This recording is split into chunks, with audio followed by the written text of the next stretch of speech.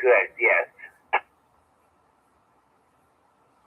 Yeah, like you said, you can't take their money with you. Might as well turn that money into some joy. So very good, Garnett. Hope you're still happy with the radio and its performance. Yeah, it's performing great. No real issue. Little RL getting in, so that was that. I'm waiting on me for Pat to show up. She's coming to flying in tonight. Oh, very good, eh? Right on. She'll probably mention that they're probably charging for everything now. Oh, you want to bring your laptop? No, that's an extra baggage. You have to pay extra for that. The airlines are trying to get as much money as they can out of you. Yeah, I understand that. But she's coming in from Nova Scotia. So, yeah, she lands at 9 o'clock tonight. 9 o'clock. You going to pick her up, or she's making her way into town herself? No, I'm probably going to pick her up. All right. Well, safe driving, and please welcome her from us Hammies here in Hamilton. And I hope she enjoys her stay. Tell her I say hi, Garnett. Yeah, no problem, Chuck. She knows you anyways. Yes, we have met. So, yeah, please tell her I say hello and hope she's doing well. Well, thanks for your check-in, Garnett. Anything else? No, that's good, Chuck. VA3CJZ. All right. Well, if she's coming in at 9 o'clock, it's 8:09 right now. So, probably have to get going soon. Yeah, I was able to quote up to 8. Next, VE3 Romeo Uniform Bravo from Mississauga. Yeah, VE3 good evening, Chuck. Hoping everything's all well there. I take it you got that little video clip I sent you? Yep, I've seen a few things. Which one? The one about with the radio? No, with the duck.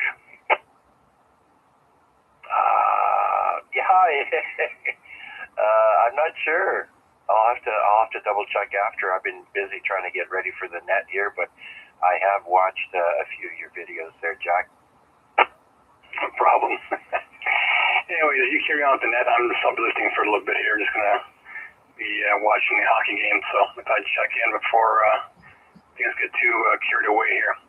Anyways, very good. VA3CJZ from VE3RUB Mississauga will be listening. All right, Jack. I know we've had an inversion the last few nights, and I've heard you made comments about that.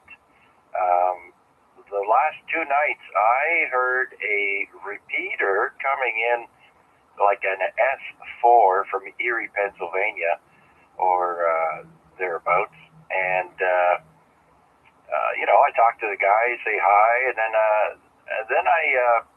well, of course, I had to go and look up on Repeater Book because the guy just installed a repeater, and I'm like, oh my God, no, not on simplex frequency, right? So I go back to the guy. I was finally able to put the tone in and break into the repeater, and I said who I was and where I was listening from. And I asked him, I said, I have a question for you. I said, why would you set up a repeater, which is the FM band? And you know what his reply was to me, Jack? Guess.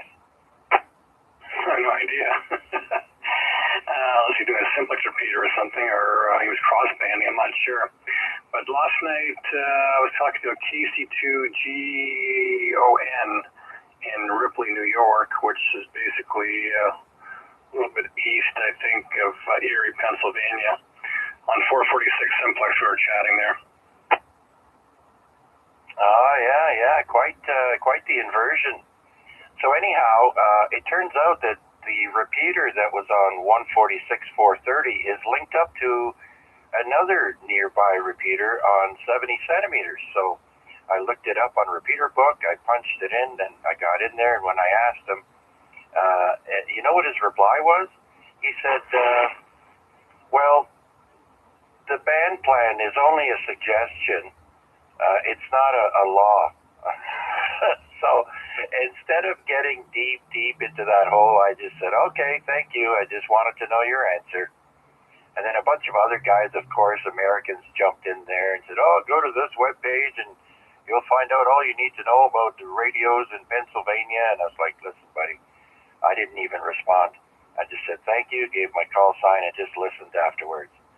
And so I felt like saying, so I guess the band plan, in general, you can just do what the hell you want, right? But I mean, sure, people can go to experiment in different portions of the band. Absolutely. But when you're putting up something permanent, like a repeater, I'm not cool with that. So, anyways, the inversion isn't there tonight, and I don't hear the repeaters like they were coming in strong here. Anyways, Jack, thanks for letting me vent. No problem. I hear Derek on here, VA3DPP. I'm not sure who's next in line, but he's patiently calling. He's running remote. He's actually out in Sandbanks, logged into his station remotely back to Mississauga, and he's calling. So I'll turn it back over to you, Chuck. I'm not sure who's next in line, but Derek is kind of waiting. So after you've done your who's next, maybe give Derek a call. He's trying to get through there. VA3CJZ from VA3. Over to you, Chuck. Okay, no problem, Jack. We can pick up Derek right now. VE3DPP, VA3CJZ. You there, Derek?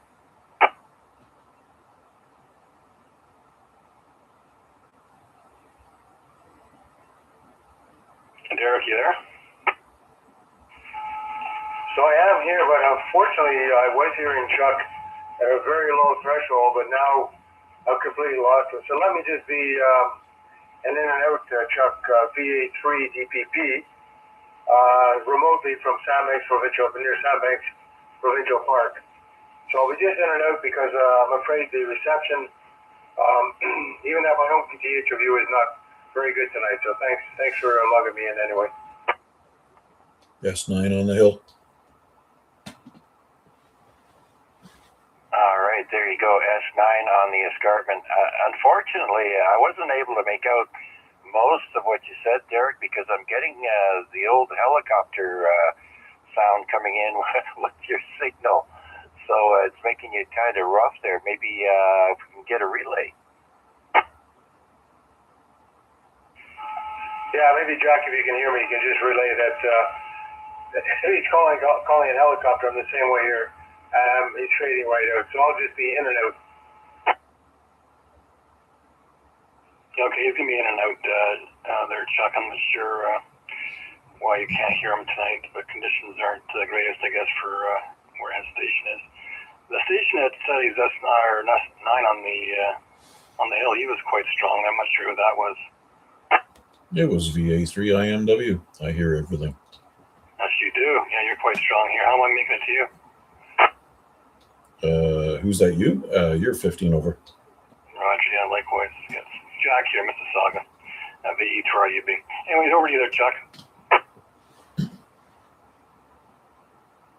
Okay, very good then. Well, thanks for relaying for me there, guys. And I guess conditions were great the last couple of nights, but not tonight. I did hear Derek in there, but thank you so much for your check-in. VE3DPP from VA3CJZ, and Jack, thanks. I'm not sure if B&W is next. I think it's either him or Wade. VE3B&W, are you there?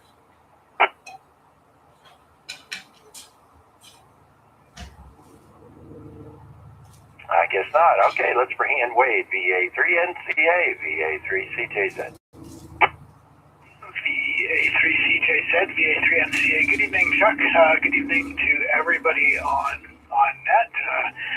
Here we are Wednesday, another AREG, and looking forward to it. Looking forward to on this day and the trivia coming up. And good to hear from everybody, including we got sounds like we got a good turnout online and on the air, so very good to see. Today was the kickoff to Hamilton Bike Month. Bike Month is June, and today was a morning ride to City Hall for some events, and then back off to work. So that was good. I attended that, and I got the T-shirt, and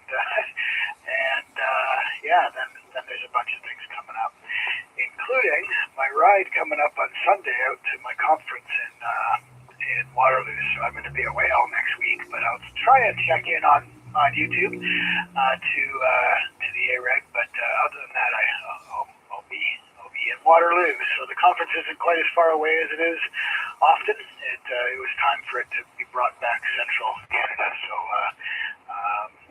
Waterloo it is. And a few of us figured it was close enough. We could do a nice 75-ish kilometer ride out there and then ride back on Thursday. So looking forward to that. But other than that, not much else. We do have a new ham in the area.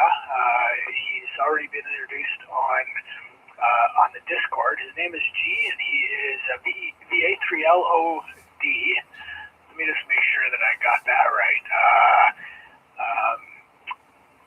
Anyways, it's either VE or VA. I believe it's VA3LOD.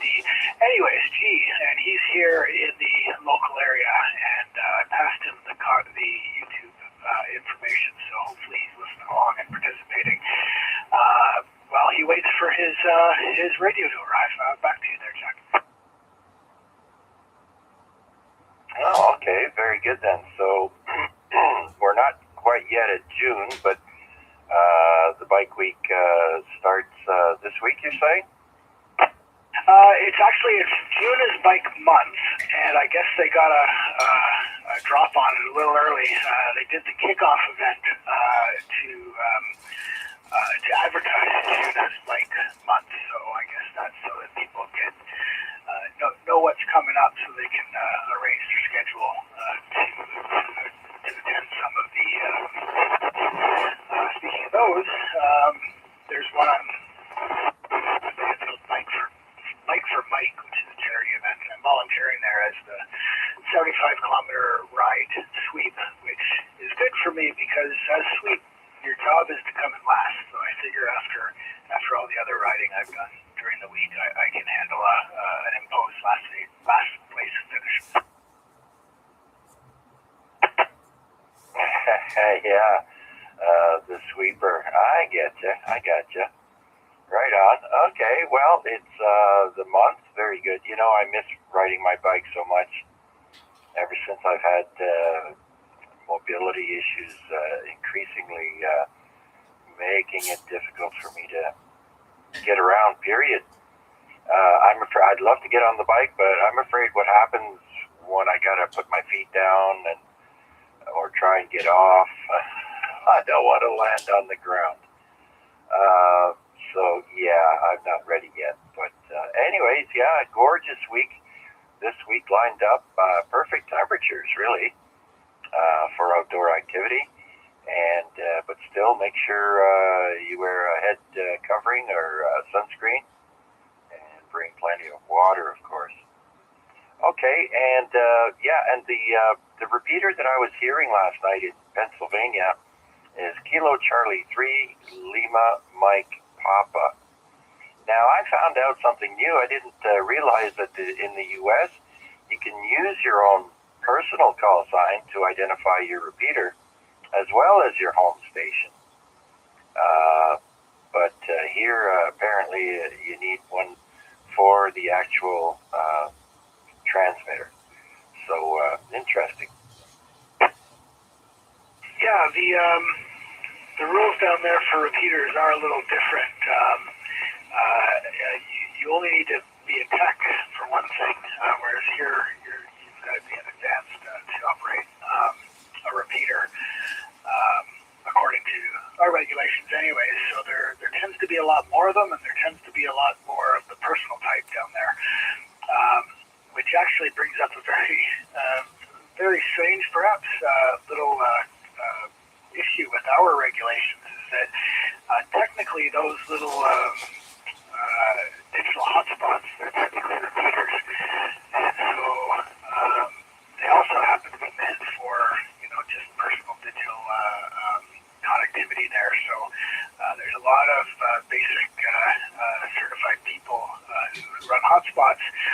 that seems to me to be a bit of a gray area, but you know what? If they're not causing interference, those things are so low powered anyways, and if you're careful about it and you're not causing interference, then that's that.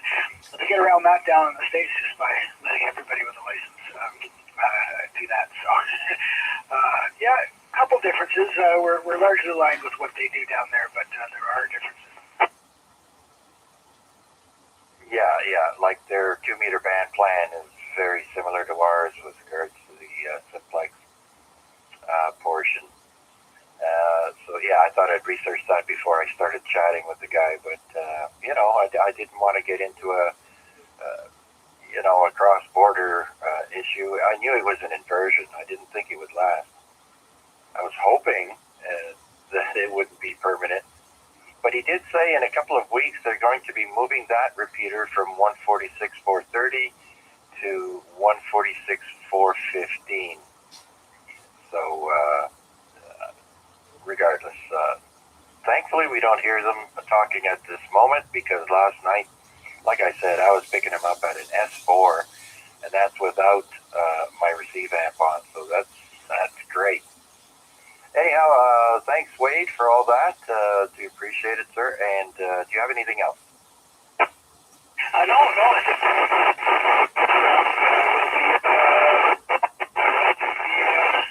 The rest of the night, looking forward to it. Thanks again, Chuck. VA3CJZ AREG. All right. And I see the conditions are really good on 40 meters. 7.200 is coming in at like 20 over. That's crazy. The zoo, we like to call it. All right, let's bring in VA3XLJ next. Vanya. VA3CJZ VA3XLJ. Good evening, Chuck, and everybody listening. So, how are we doing today? I guess good. So I get to work. I come home, like I had a power nap, like for like, I don't know, an hour and 10 minutes, probably 15 maybe. Took the winter tires off of my daughter's car and put the summer tires on and torqued the wheel once in the air, and the second time when the full weight of the car was on it, and hopefully I'm gonna remember to do that in a day or two. And everything kind of aligns and sits in a place. So that is pretty much all my excitement on my end. So I'm planning to check with you guys on time this time, not like those other times. And I'm almost by the end of the net, but I just drive by the gas station, pick the 2 cans of the beer, and kind of wind down, and then we'll close the shop slowly a little bit later on. It's on the tire side today, so probably I'm gonna hit the bed soon when the net is done. Oh, okay, yeah. We don't all have the luxury of maybe taking a nap in the mid-afternoon like some of us retirees. I know I enjoy my mid-afternoon nap. So, but yep, when you get up early and come nighttime, no one can blame you for being tired. Okay, Vanya, anything?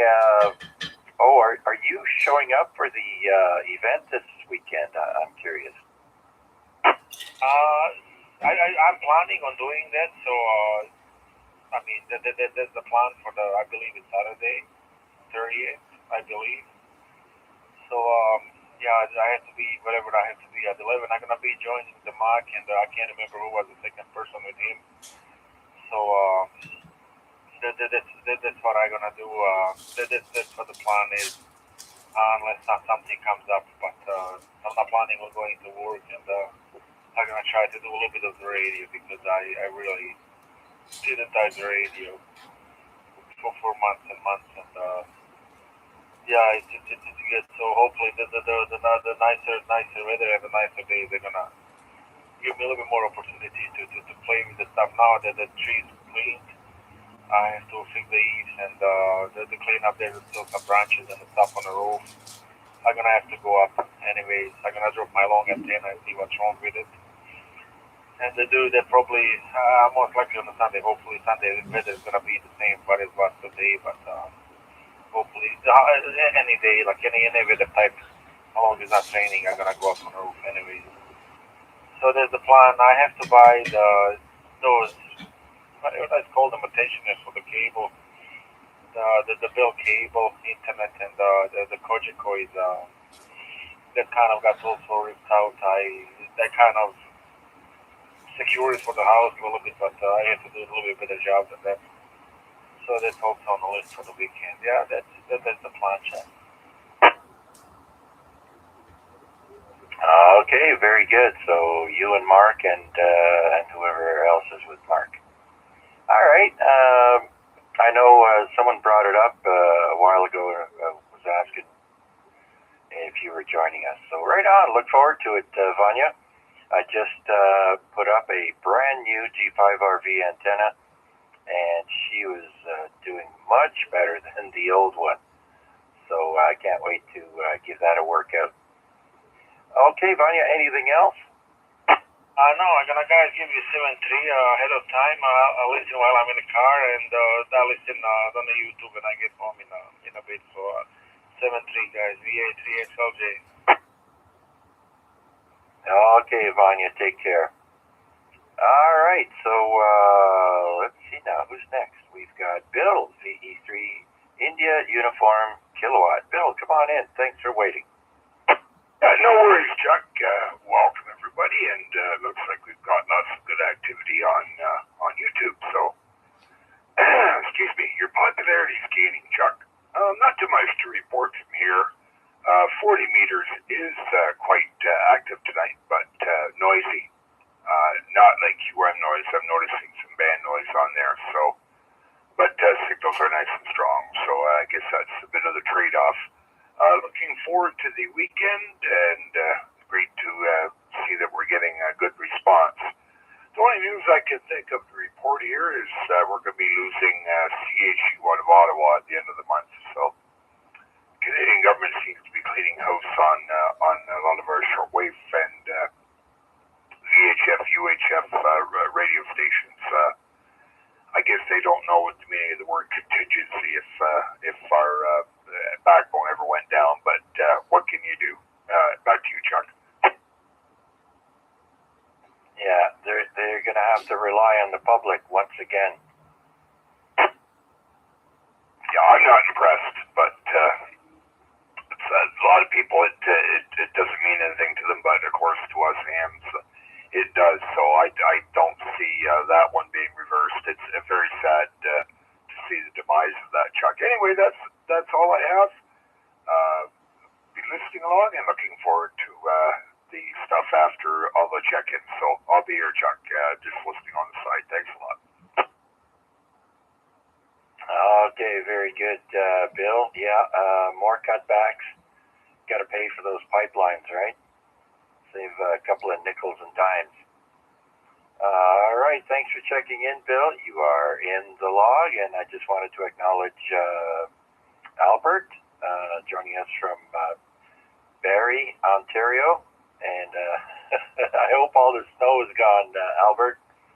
And anyways, nice to see you here. And let's see, did I miss anyone here? Don't have, Rick, VE3BK is also with us. Hello, Rick. Thanks for joining us. And all right then, so let's do another call out and see who else is out there would like to check in to the longest running 2-meter simplex net in Hamilton, the AREG net. This is Chuck, VA3CJZ. Victor Echo 3, Golf, November, VE3GS. Victor Alpha 3, Mike Hotel Victor.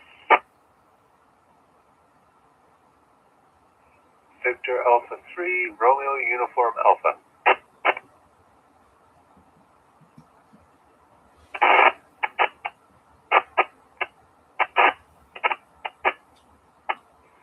Okay, I think I've got 4 more there. Bravo Kilowatt, Golf November, Mike Hotel Victor, and RUA. Anyone else? All right, let's bring in Rick. Big Bad Rick, VE3, Bravo Kilowatt. Good evening, Chuck, and everybody on frequency. And I think what he was saying about the repeater, hotspot. Yeah, he got it clarified by Industry Canada at one time there that anything that goes on the internet like that goes RF to the internet is a repeater. And in Canada, you have to be anything to do with a repeater, you got to be advanced. But if it's going on the internet, as long as the basic license plus is there, that's okay. But he has to turn it off. So if he has an echo link on a simplex frequency, he has to be there to control it. And if he's not there, he has to shut it off. As far as call signs go, I think they've changed the rules here in Canada. You can have a repeater with your own call sign. You do not have to have a special call sign to put a repeater on the air, Chuck. So that used to be that way. If you had a repeater, you had to get an extra call sign. But now you can use your own call sign. Well, anyway, that's my 2 cents. And hey, it keeps changing, so I could be wrong about some things too. Who knows? Anyway, good to hear you, Chuck. And I like that picture of your radio. That is cool. All right, yeah, I kind of changed up the view, try to eliminate a little bit of the glare that I was getting. And still, the camera doesn't do justice. The numbers, when I'm not transmitting, are supposed to be, when I'm transmitting right now, it looks orange, but it's supposed to be red. It's bright red in front of me, but on the camera, it's showing orange. Same thing with the blue. The blue is very, very light, but to me, it's dark blue. So there you go.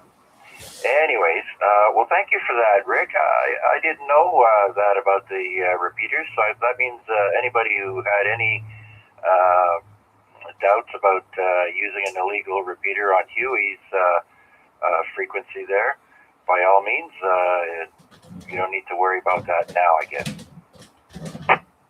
Yeah, the only thing is you got to be advanced to have a repeater in Canada. And like Al was saying the other night on 10 meters, when we were on Monday night, he was saying, as long as you don't cause any interference or cause any trouble, you can probably get away with a whole lot. But anyway, that guy's calling to you. Just because it's, those are unwritten laws, okay? The gentleman's agreement, yes. And I know that a few years ago, somebody got really upset.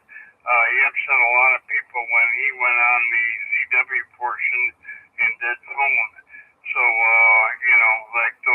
those are unwritten laws, yeah. And mostly you're better off to abide by them. And down in the stage, most of the links between repeaters it's done on 220 and 220 simplex. So why he is on 146, 430 beyond me. But if you're going to move to 415, I believe 415 is right on the edge. So that's a repeater frequency, I think. But I'm not sure. I'm not sure of their rules. But anyway, it's a good topic to look up there, Chuck. And one of the other things that Al brought up, and I was going to mention that this should be a good trivia thing, see who else knows about the smoot, the measurement smoot. Sugar Mike Oscar Tango. And I looked it up like Al suggested, and it's very interesting stuff for sure. VA3CJZ, V3BCAT. Rick, I know, it's so funny. My memory is so bad, I forget now already, and I think I just looked it up, 2 nights ago when Al brought it up. I forget already.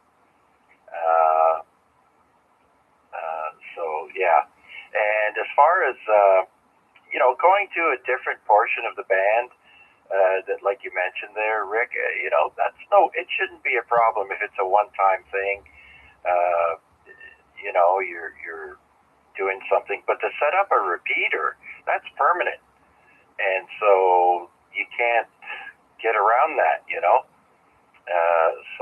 but yeah, like we do it on Sunday nights once a month, go into a portion of the 2 meter upper side band there, and it's only for half an hour, and we're gone. So it's not like a repeater, though. That's why I found it quite offensive.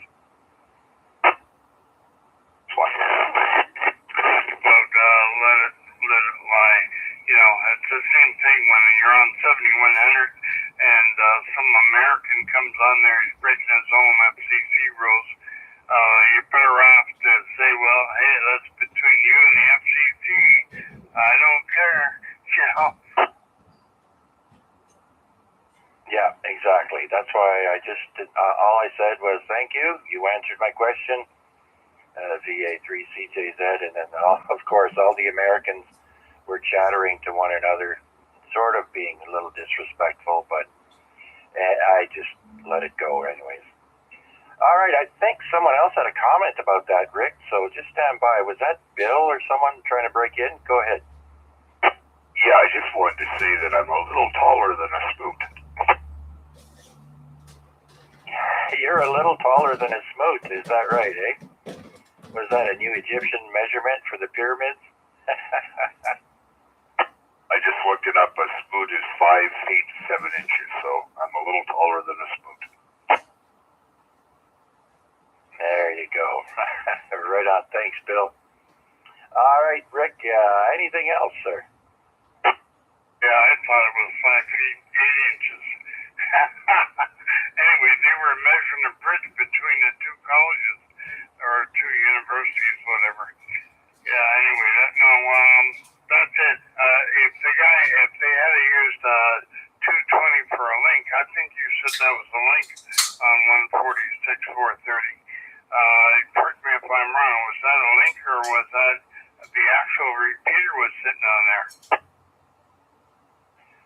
Well, both were repeaters, Rick. The 2 meter on 146.430 was its own repeater, and it was linked up to another repeater with the same call sign, KC3 Lima Mike Papa, and that was on 70 centimeters, and so they were both linked. Oh, not nice. Oh, well. Yeah, like you said, it's a gentleman's agreement. What are you going to say?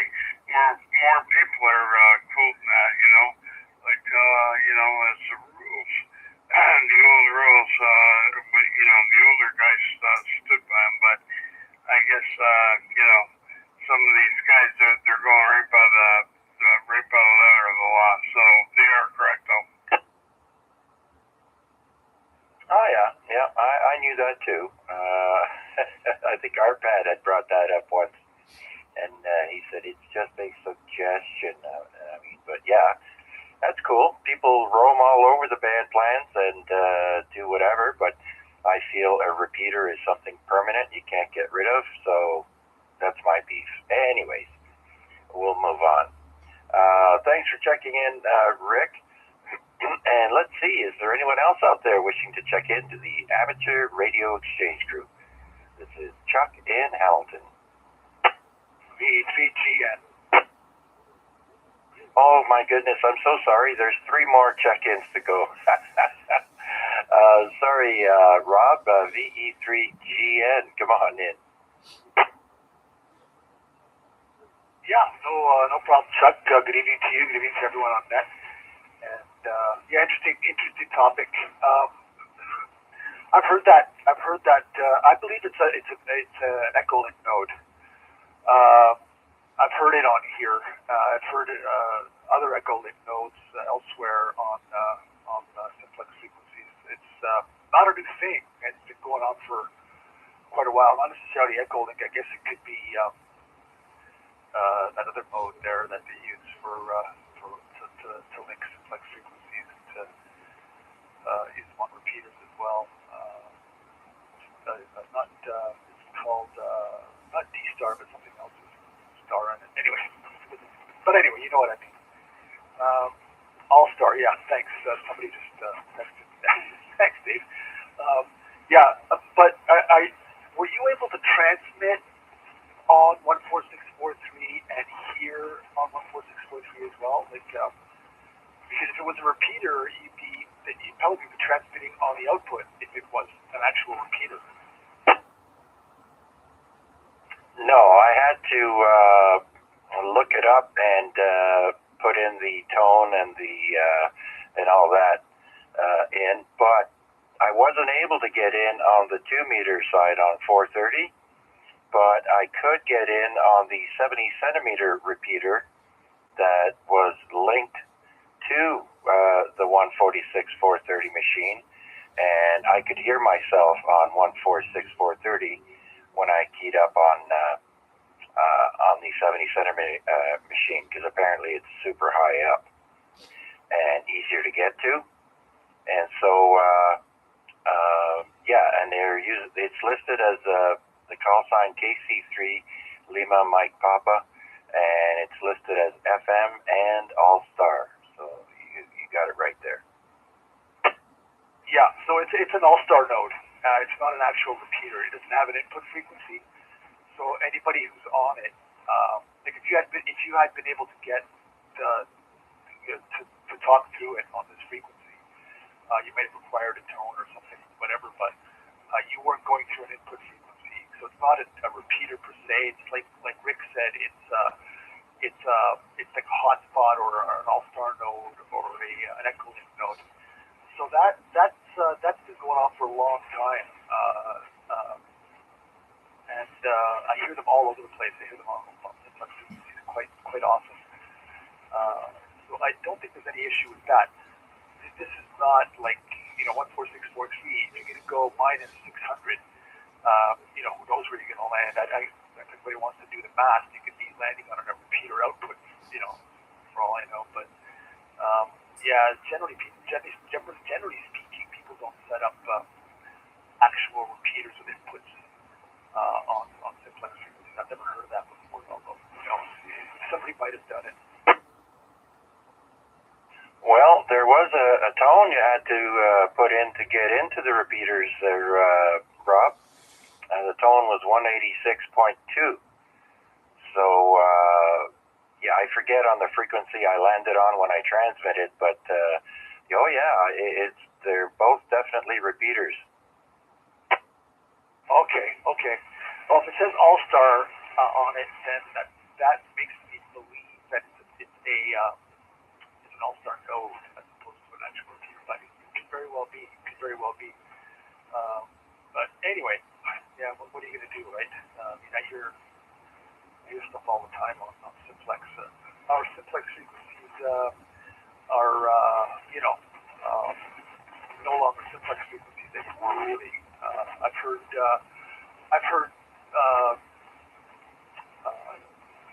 nodes on 14652, the FM national call frequency, North American call frequency, or whatever. Sky's the limit.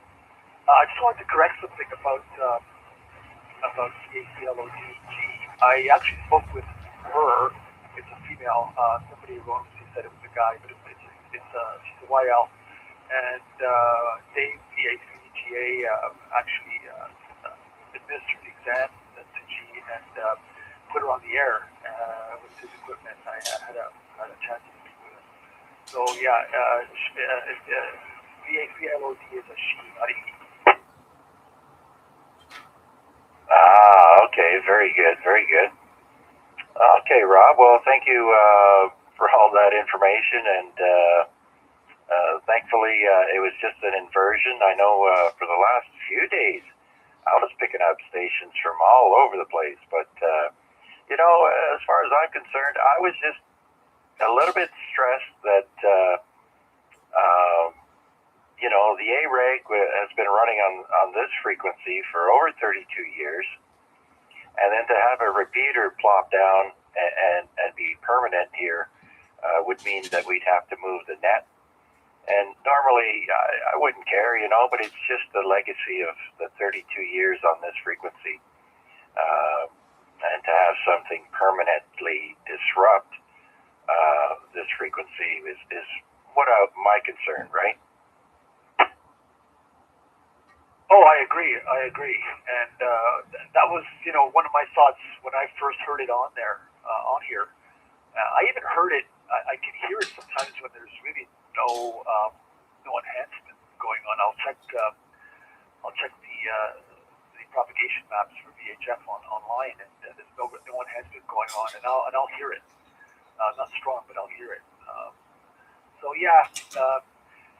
Another thing too is that this whole repeater business of just throwing up a repeater on any frequency that you want used to be tightly regulated by the Repeater Council, New York State, Ontario Repeater Council, and I don't know how much of that's happening anymore, which is unfortunate. Yeah, probably not much, Rob, by the sounds and looks of things. But anyways, yeah, interesting topic, like you said there. Thank you so much for stopping in, Rob. I still got to pick up one or two more after you there. So, you got anything else for me, buddy? I've been wanting to talk to you about heading out, but you know what? My back procedure did not work this last time. I am in so much pain. I can barely walk or stand, so I'm going to be sticking around the house for the next little while until things improve. Oh, no worries, Chuck. Sorry to hear that. Well, hopefully things will get better for you. And yeah, we'll whenever, it's you're retired, I'm retired.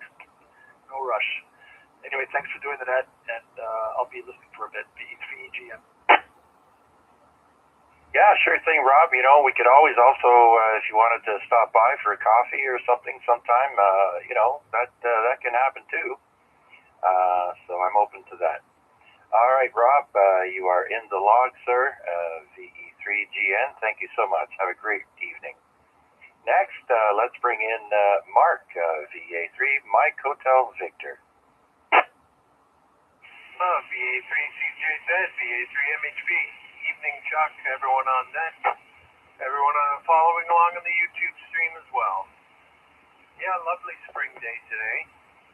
Finally, we all waited long enough. I'm sure everyone's enjoying that. I know I did. I was home today, Chuck, so it was a nice walk around the neighborhood with the dog, some household chores, and then I watched the Jays game in the afternoon, so that was kind of nice. And now I have Montreal on right now. I'll turn down low while I listen along here. No score late in the first. Looking forward to the trivia and everything that goes along with it, all the fun facts and figures, Chuck. I don't have much to add on the repeater topic, so I'll just be listening along. Thank you for doing it. And I'll be here for the duration. VA3MHB. All right, very good. Yeah, I too had a great time outside today, and you got to stay home and enjoy too. Very good. I actually made friends with a mama squirrel, and you can tell she's feeding, and so I feed her peanuts, and I had her actually almost eating right out of my hand. So quite friendly. I got her to come right in through the doorway of the kitchen.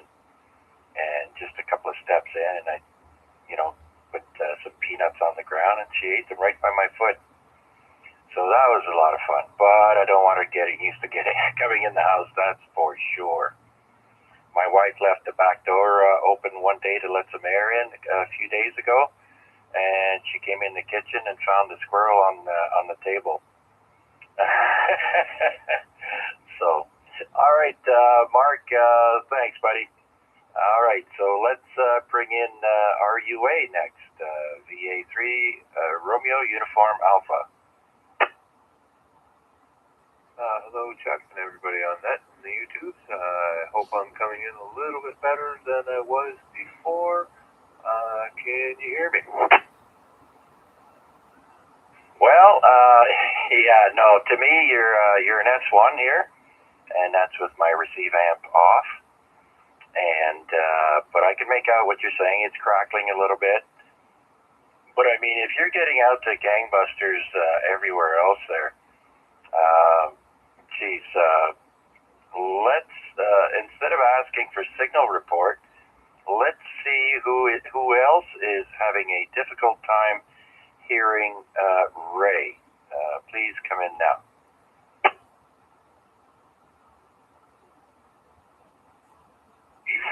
Here.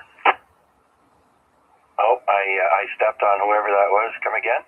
Just wanted to say I've got a message here, Chuck. Yeah, see, so it's something in between Ray and I there. So S8 to Bill, and he's in Dundas there, Ray. Okay, so everybody east of my position can hear me.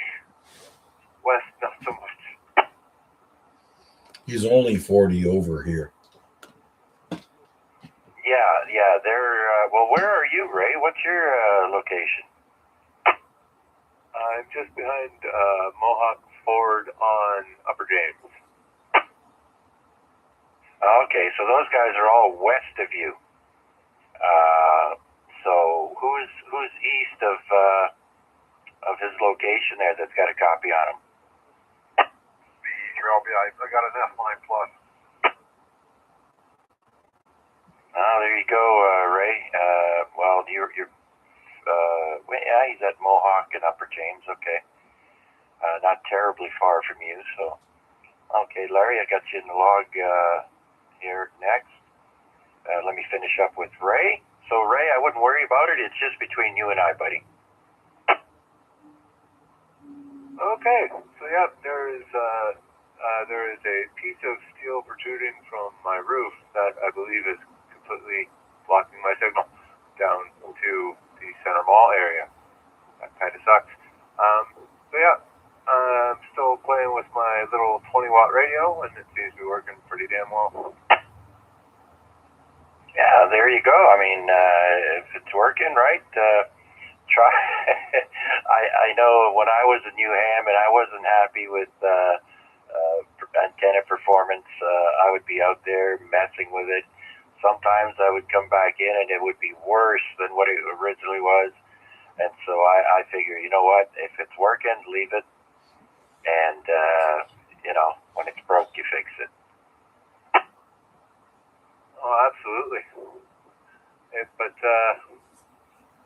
I'm just trying to figure out if there's a way I can get rid of that lovely piece of steel that's protruding off my roof. I'm going to have to talk to the landlord about that one. But other than that, it's been a good net. 7-3s, I am off. And I will talk to you all at a later date. Okay, Ray, thanks so much for your check-in, sir. Have a great rest of the week if we don't talk to you again by then. And, yeah, a pleasure, as always. So let's bring in Larry next, VE3LBI. Yep, thanks, Jeff. Wait for Peter to drop. We'll have to do that.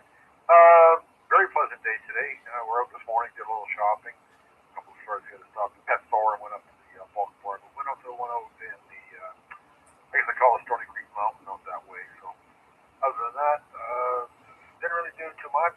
I should have cut the front lawn, but tomorrow's another day. Yeah, you know,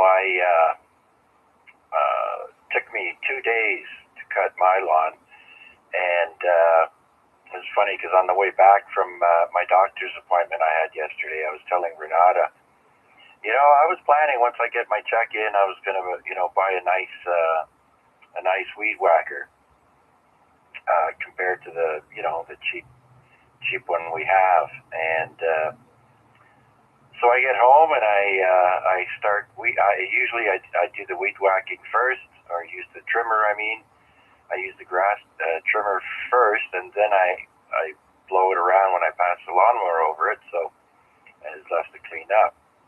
And I was near some stones that the wife had put down as a border near our grass, and all of a sudden the cap on the spool just exploded in pieces, and of course now there's nothing holding the spool in, Larry, so I had to by another wheat trimmer.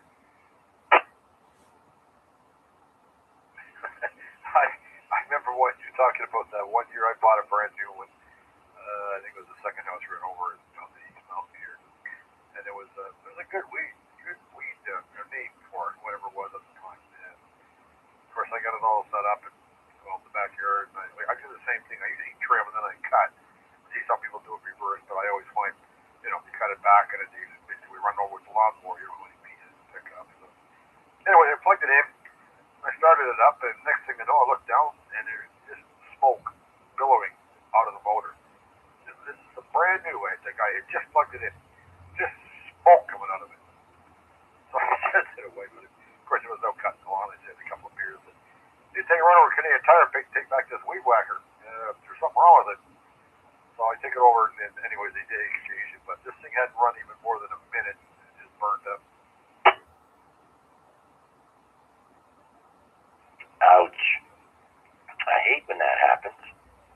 And the thing with me is when I have to return, like I buy most of my stuff online, right?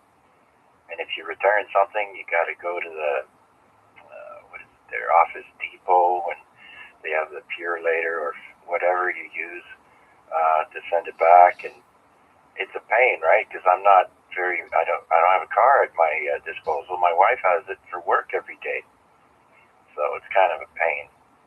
But it's easy when you can just drive, a couple miles to the store and say, here you go, it's not working, boom, bing, bang, boom.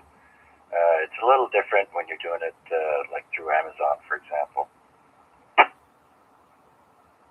Nope, I hear what you're saying. So anyways, at least you got one now that you can use it. All right, I'll pass it back to you. See if there's anybody else in there. If not, I think I should carry on with the trivia stuff. Thanks, Chuck, for doing it. All right, very good, Larry. Thank you so much for your check-in. And with that, let's see who else is out there would like to check in to the Amateur Radio Exchange Group. Victor Echo 3, Sierra Mike November.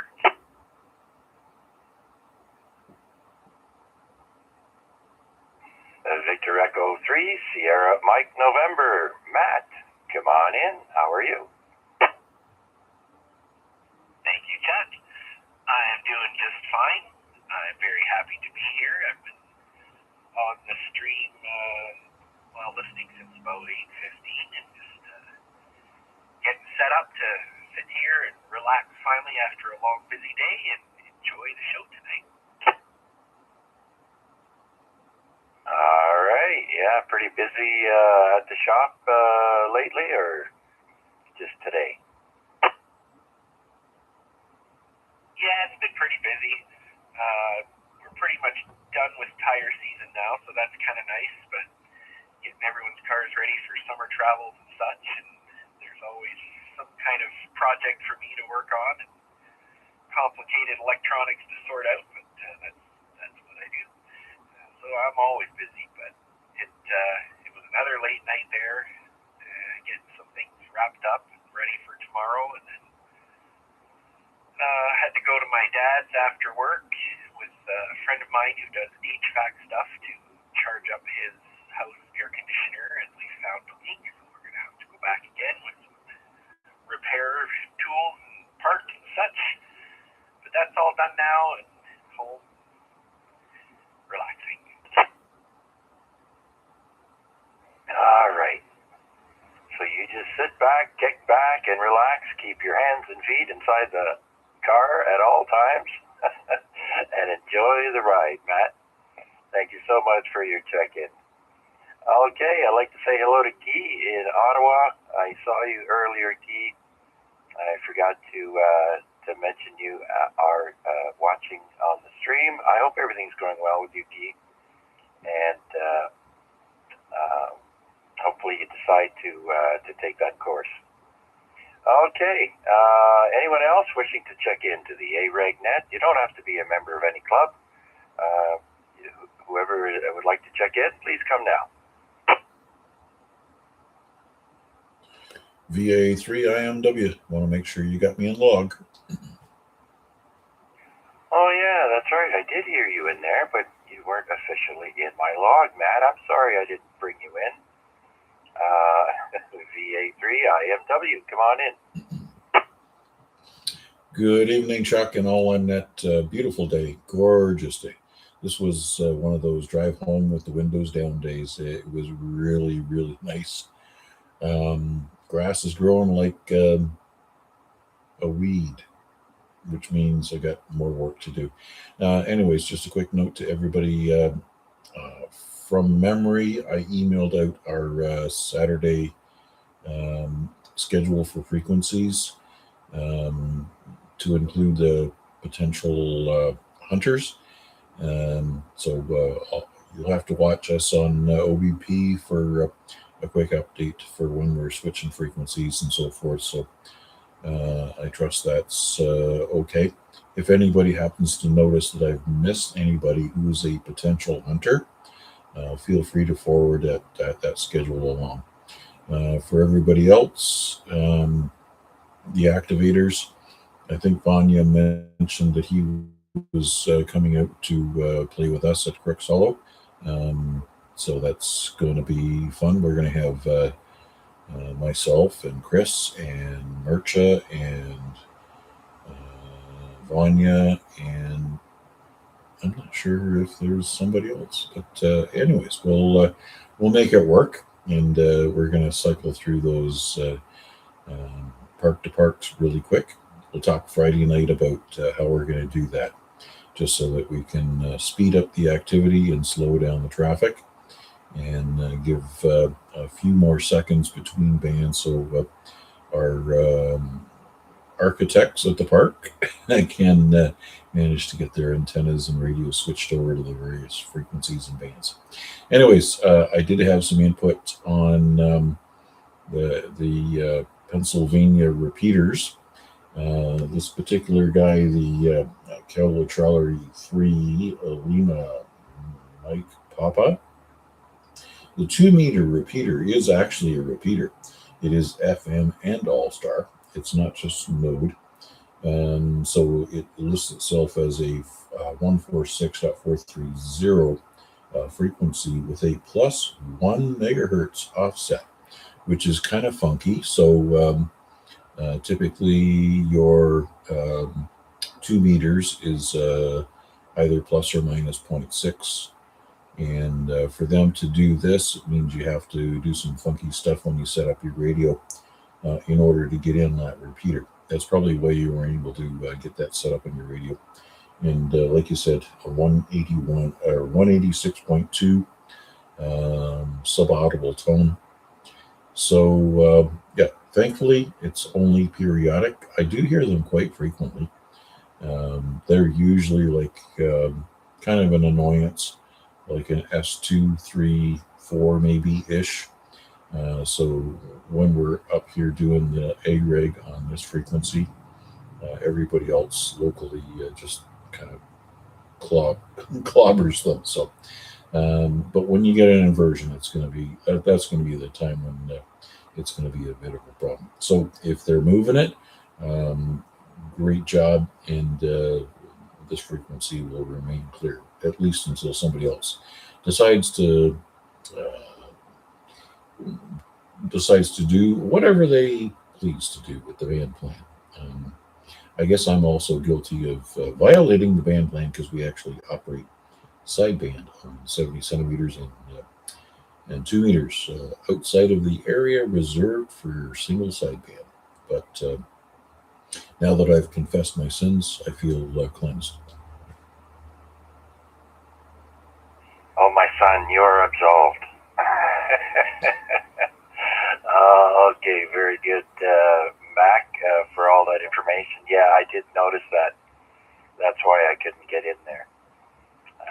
So, and everything you said, yep, I agree.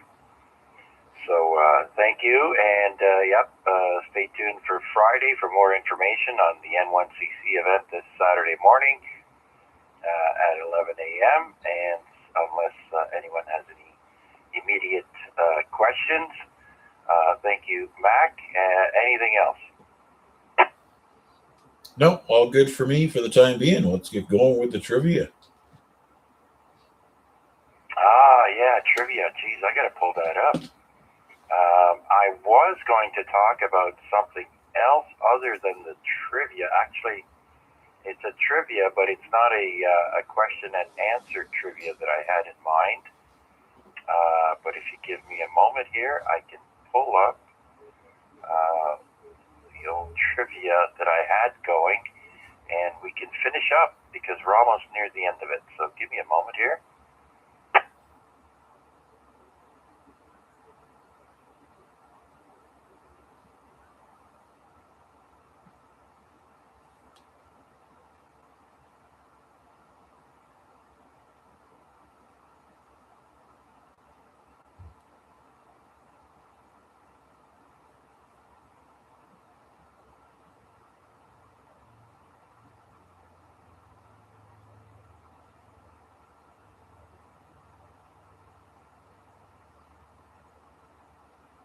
All right, I have found it. Now I just gotta find my bookmark, and we'll get started very shortly.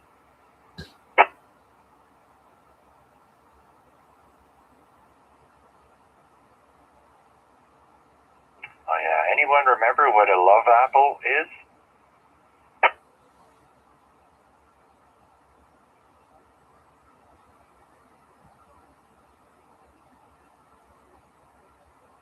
That's a tomato.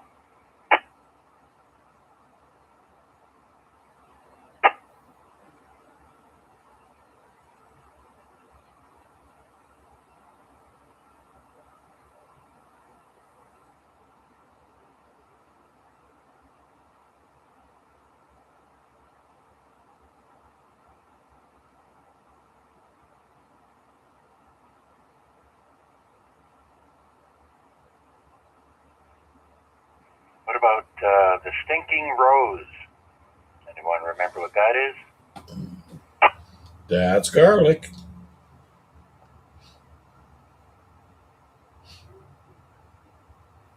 That is correct. Oh, we're getting near the end here. I'm going to have to find something else here soon.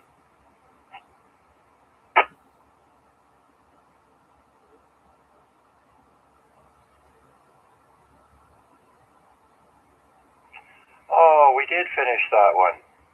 All right. Give me a moment then, and I can pull up another one then, I guess.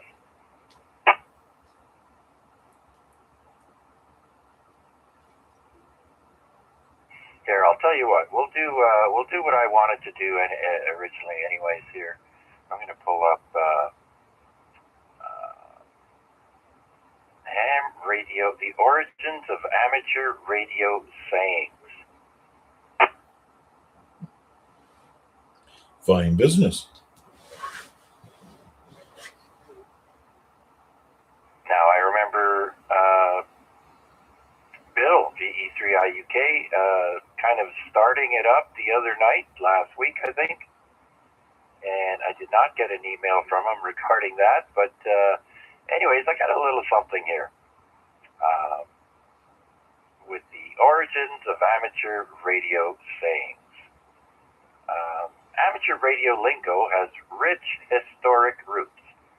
Most phrases date back to wired telegraphy in the 1850s, developed to shorten Morse code messages, conserve time, and overcome language barriers across the globe. Ham, the origin of ham, is the term ham was originally a derogatory pejorative used by professional commercial telegraphers in the 19th century. It was used to mock amateur operators with poor, clumsy Morse code sending skills and describe them as being ham-fisted. So there's the term for ham. Because we all know hams are also amateurs, right? And so the professional and commercial telegraphers were basically mocking the amateurs and calling them ham-fisted. That's cool. So the evolution now. the early amateur wireless operators, perhaps unaware of the insult, embraced the term. By the 1920s, it had been reclaimed and proudly adopted as a badge of honor. Next, Q codes. The origin. Most people don't know these terms, right? So what's Q? Nobody would know what that is, except hams, right? So the origin of Q codes.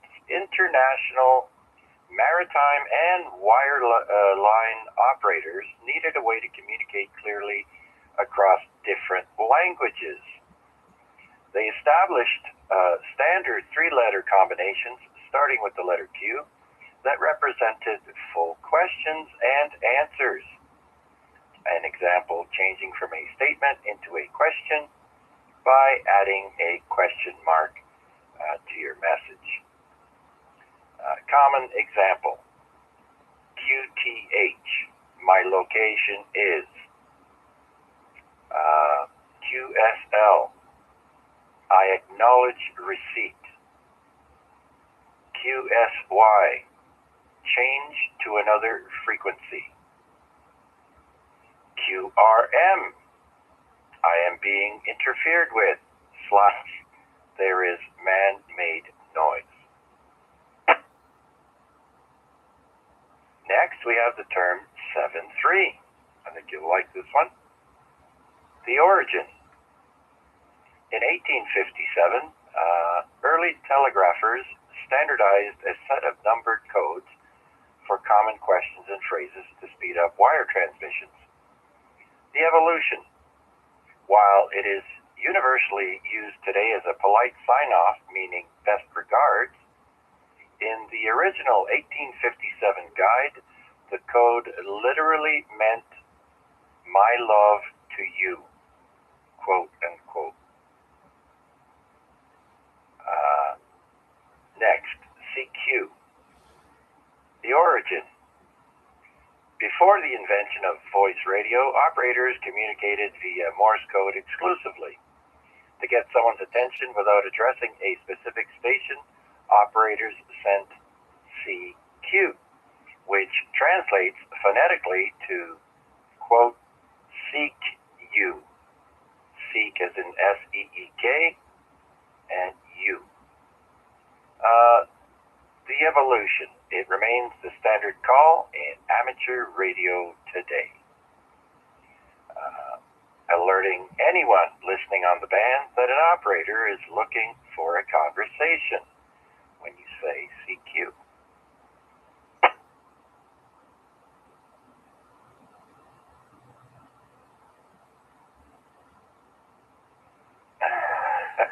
But wait, there's more, Noel. You and Matt kind of like that one. All right, so what does 7-3 mean in ham radio speak?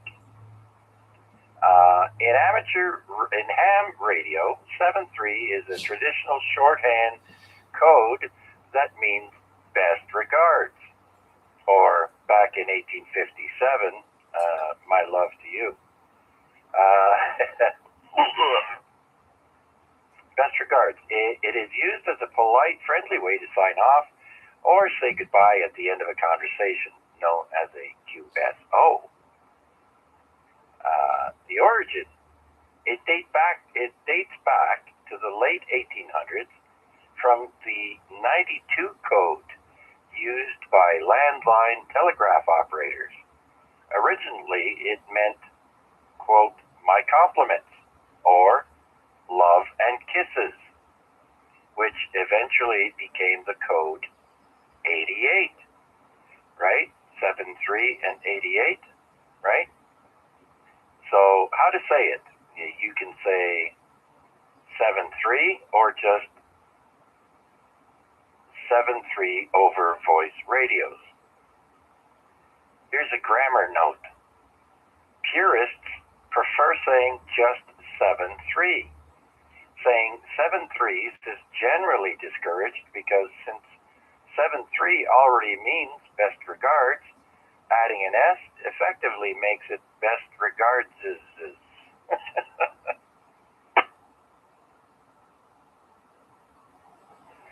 All right, next, the origins of QSO.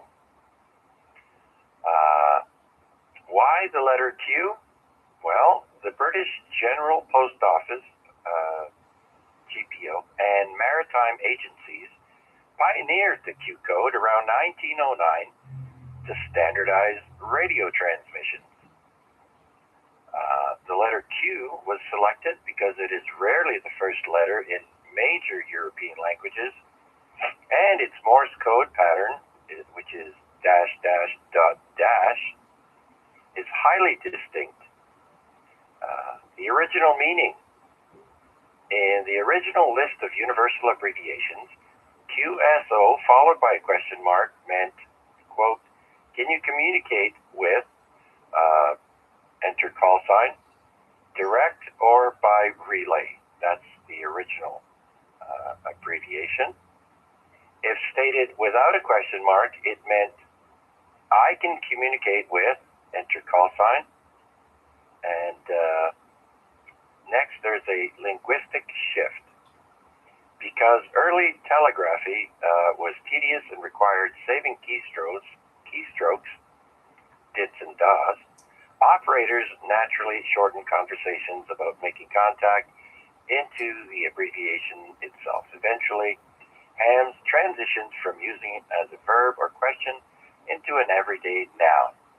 For example, I had a great QSO on the 20-meter band.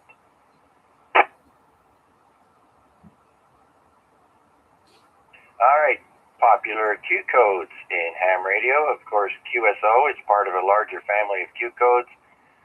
You will frequently hear operators use as shorthand phrases, QTH, what is your location? Or, my location is. QSY, shall I change frequency? Or, I am changing frequency. QSL, can you acknowledge receipt? Or, I acknowledge receipt. Often used to verify a contact as in a QSL card. And next we have QRP. Are you operating low power? Or, I am operating low power. QRZ, who is calling me?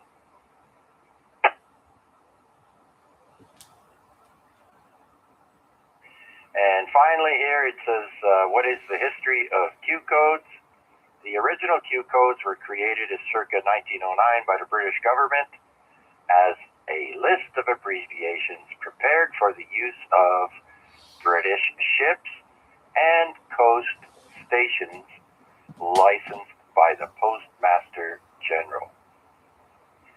So, yeah, no, you don't need to add the S at the end of 88 there, Matt. Remember, we just went over that. You say either 88 or 73. You don't say 73s unless you're a purist.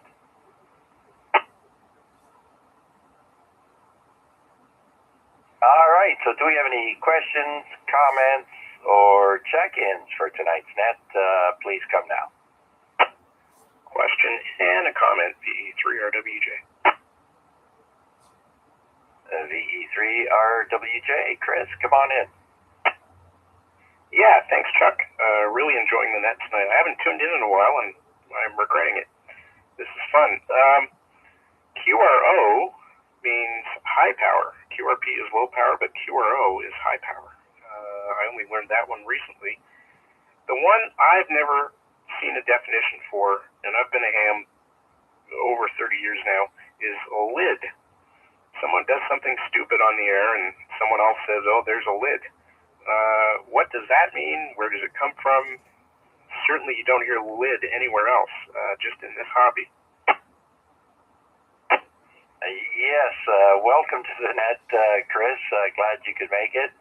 And you know what? I only, in the last 2 years maybe, I've been hearing the term used more. But it is being used more often by more people, I've noticed. And so, does anyone have an answer for that? Where the word lid comes from? I think I looked it up the other day. My memory is so bad.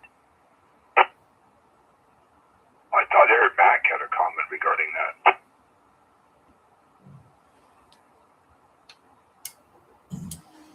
Yeah, Mac, you there? I do recall something, and I think I actually heard it from Larry.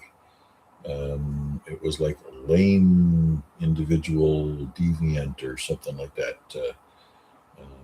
Yeah, let me take a quick scroll through IA. AI. Yeah, AI. We'll use that.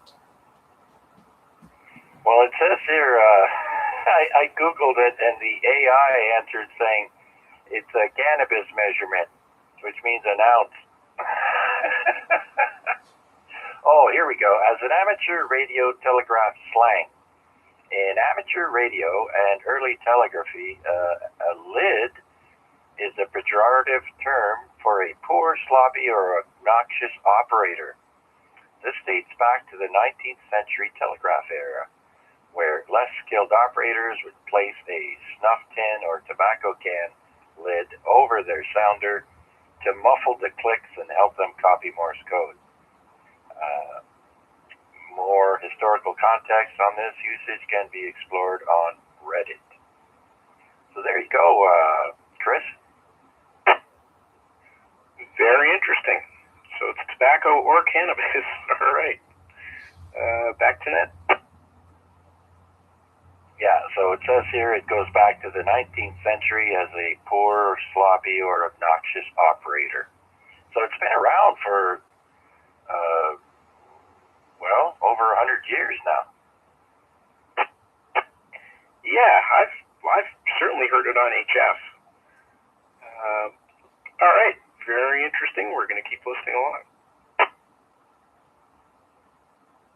Okay, Chris, very good. Other than that, everything going good with you?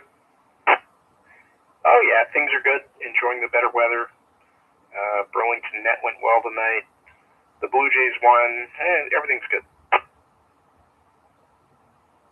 All right. Okay. So I see on YouTube someone says a lid or wasp in the 60s, 70s was an ounce of weed. Yeah, lid back in the 60s and 70s. Yeah, I know. Oh, at least. That's the word you're saying. Okay, gotcha. All right then. Anyone else wishing to check in to the Amateur Radio Exchange Group? This is VA3CJZ, Chuck in Hamilton, Ontario.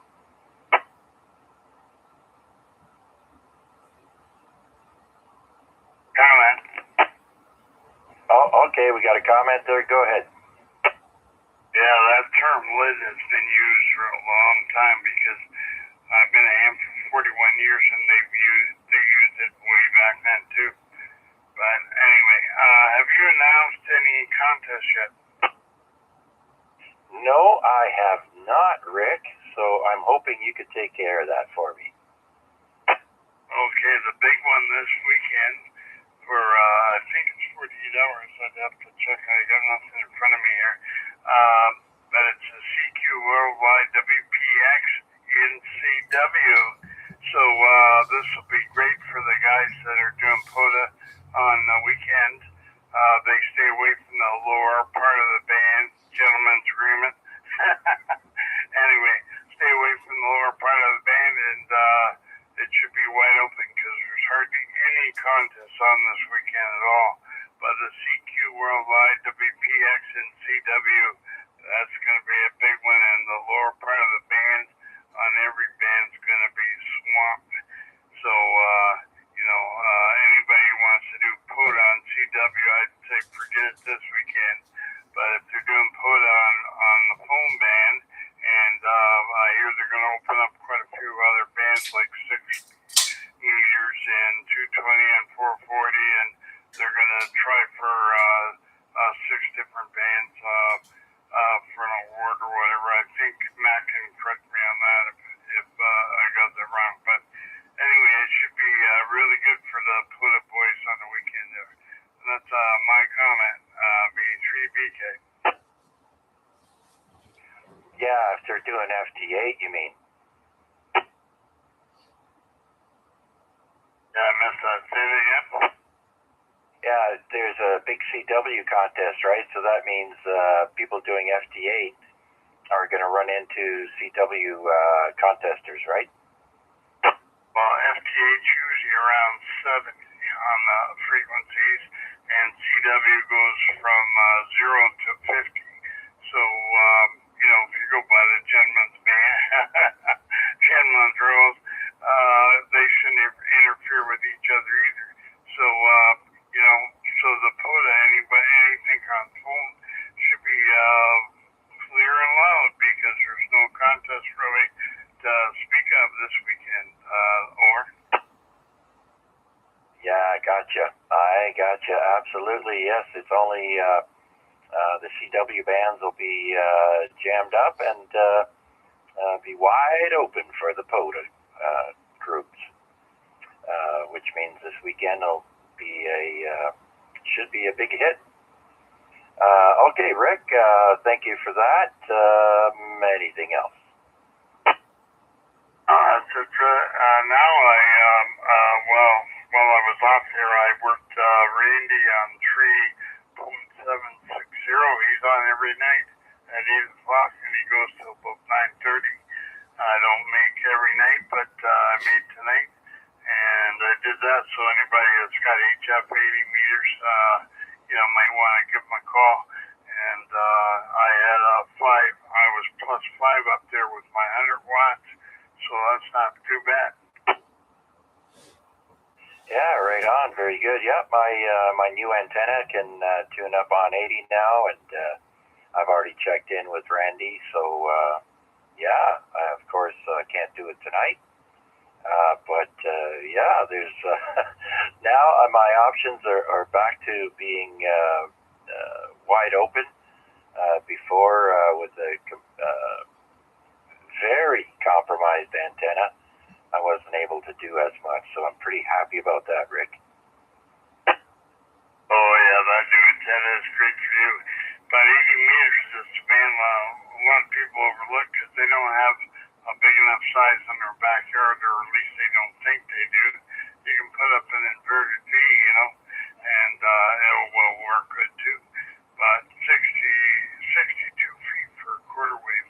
So you can zigzag that in your backyard and make up an antenna that works. But 80 meters is really good at night.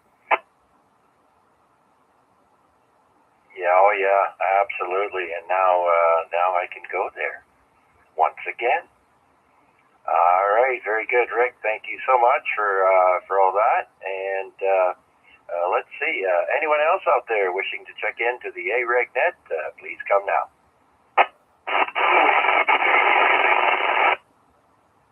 VA3CJZ, go ahead, Huey.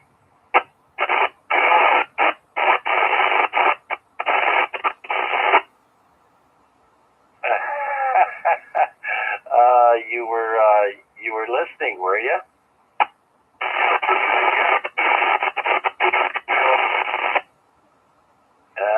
You're out. You got your get out of jail free card now, Huey. All you need now is to extend that darn timeout timer.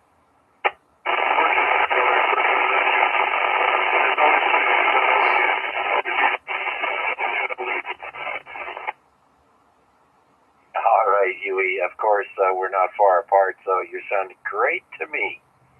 All right, glad you were listening, and there you go. Your repeater is off the hook with those stickler by the rules people. All right. Anything else?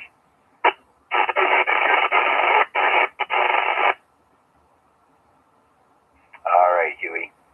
Any other takers? Anyone else wanting to check in, or any questions or comments, or anyone wishing to make an announcement? Please come forward. VA3CJZ. Oh, very scratchy copy. I believe that's VA3NFG. Yeah, how's this, Chuck? Any better? We're northbound from Funnel now.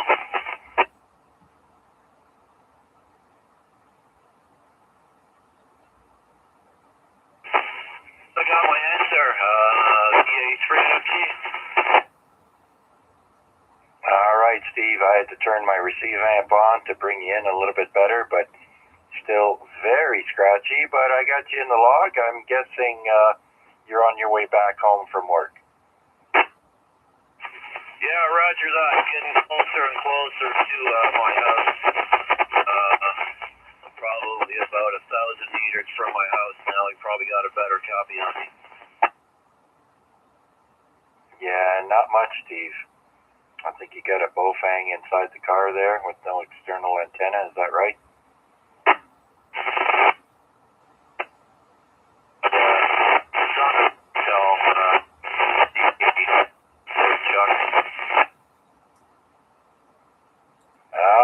All right. Well, okay, very good, Steve. Well, we'll wait for you to get into the house then, and you can jump back in there anytime. I'll mark you down in the log, sir. Okay, right for that, Chuck. Thanks, buddy. Probably hearing me a lot better now. Just about right away. Okay, carry on. VA3 Mobile. All right, VA3 Mobile. You're in the log. Anyone else out there wishing to check in? Come down.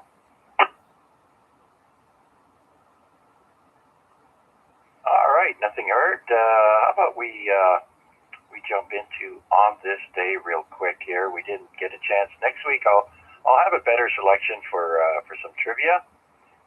But for tonight, we're going to do On This Day, week 276. We do today's famous birthdays, famous deaths, and then important events on this day, which is May 27th. So we'll start with the birthdays, of course. And the first person is Cornelius Vanderbilt. Now, before I explain, let's explain. Cornelius Vanderbilt was born on this day in 1794, and he was an American shipping and railroad magnate. He owned New York Central Railroad, and of course, he was born in New York. Now, everybody's watched CNN, and you've all heard of Anderson Cooper. Well, his mother's last name is Vanderbilt. So he specifically changed his name so he wouldn't be recognized as coming from one of the richest families in the world. Lots of old money there. Anyways, moving on, next is Wild Bill Hickok. He was born in 1837, an American cowboy and scout. They have here, born in Troy Grove, Illinois.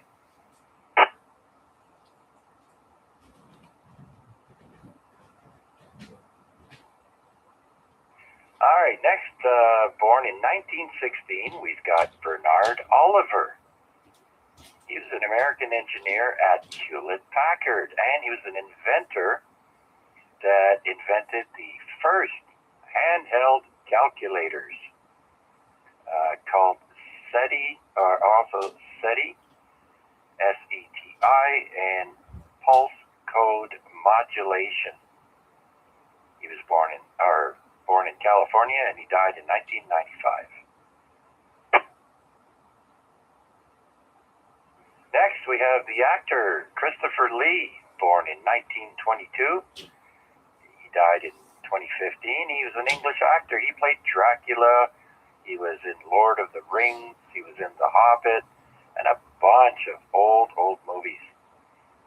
Born in London. Next, we've got Henry Kissinger. I always thought he was like Russian or something. He was born in 1923, died in 2023, so he lived to be 100. He's a German-American diplomat. Of course, he was U.S. Secretary of State during the Nixon years, I believe. And he was winner of the Nobel Peace Prize in 1973, born in Bavaria, Germany.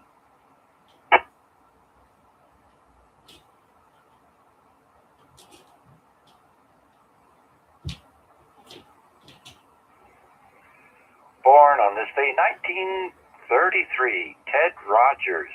His actual real name is Edward. I didn't know that was the short form for Edward.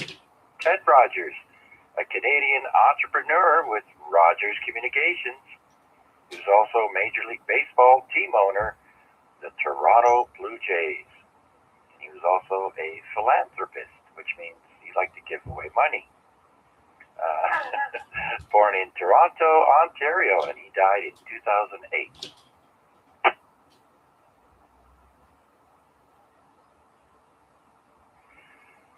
Lee Merriweather is next. She was born on this day, 1935. She was Miss America at one time. I forget what year. She was in many movies and TV shows. One called The Time Tunnel. And she was on Barnaby Jones. Born in Los Angeles, California. She's still alive. Wow.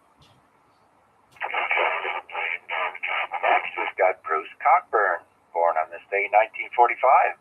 Canadian folk rock singer-songwriter. You might remember the songs Wondering Where the Lions Are and If I Had a Rocket Launcher. Remember those? He was born in Ottawa, Ontario. Coburn. I like my way better. Bruce Coburn. Thanks, Mac. You remember me as my Aunt Nicole. All right. Yeah, and I'll leave you hanging. I won't tell you why. Next is Donna Strickland, born in 1959. She was a Canadian physicist who won a Nobel Prize in 2018 for her work on laser beams. Born in Guelph, Ontario. Mac, you should go call her up and have lunch with her. She could give me LASIK surgery. Yeah, while having lunch and a martini. All right, last person here, born on this day in 1975, Jamie Oliver, British chef, cookbook author, and television personality. He had the show The Naked Chef and Jamie's Quick and Easy Food. Remember the guy that used to travel around in his Gulfstream and he would cook really neat stuff in his Gulfstream? He was born in England. Jamie Oliver.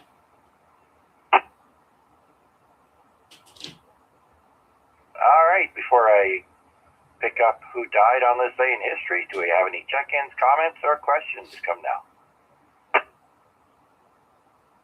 Isn't Lee Merriweather, did she not play the Catwoman? There was about 3 actresses that played the Catwoman. I think Lee Merriweather was one of them.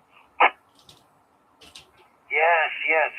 I was meaning to mention that. She was the original Catwoman. Lee Merriweather, you're absolutely right, Bill. Thank you for that. Do you know who the other 2 were? Well, I guess you could say the first one. Well, there's 3 people. There's 3 actresses that played the Catwoman in the Batman TV series. Eartha Kitt, Lee Merriweather, and now I'm going to forget the name of the other one that is on the tip of my tongue. It just went out of my senior's mind.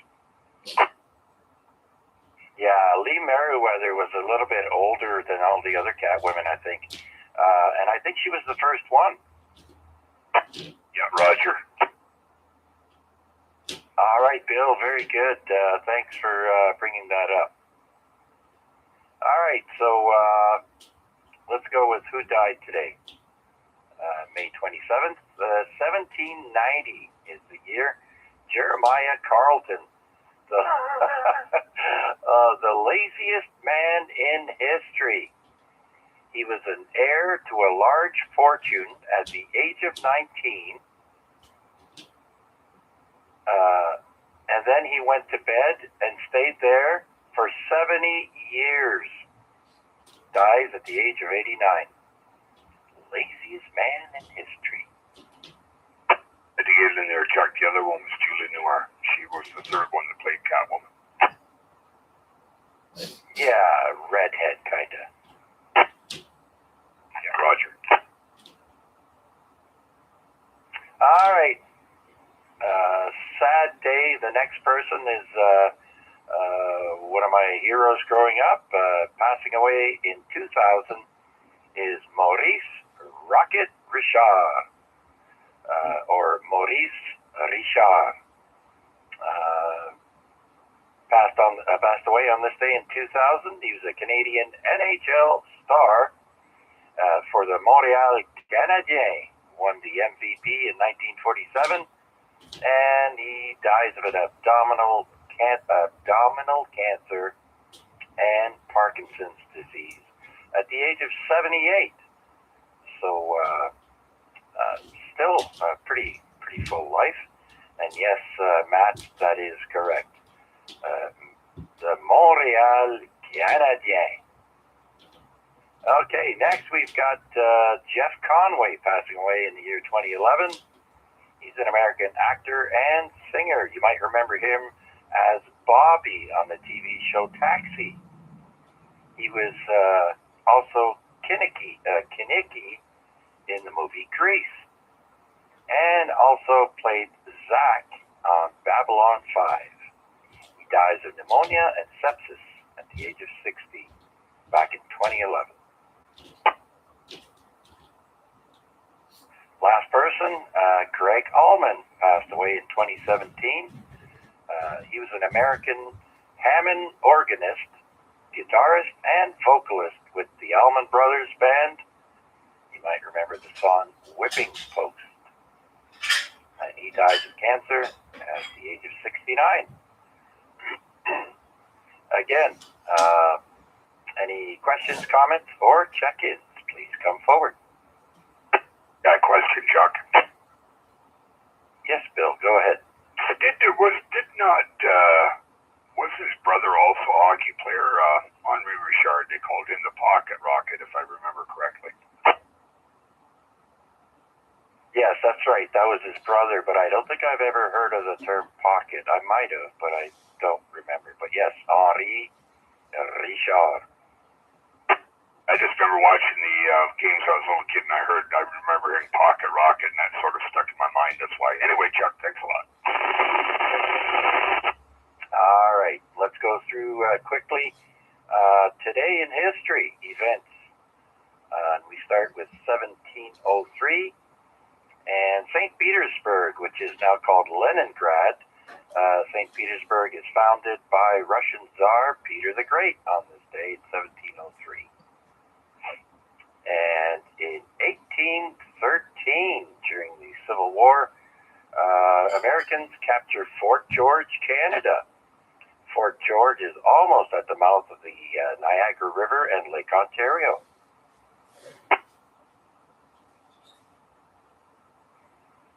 But they didn't keep it for long, I'm sure. Next, in 1907, the bubonic plague breaks out in San Francisco. Thanks to those little fleas on the rats that are aboard those ships coming from all over the place, the bubonic plague.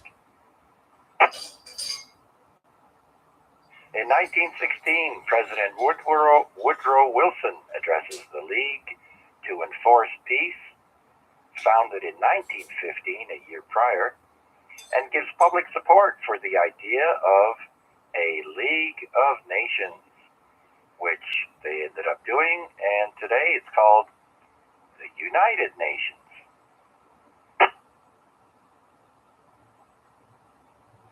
Guess how old masking tape is? Anybody on YouTube or on the radio here, can you guess how old masking tape is?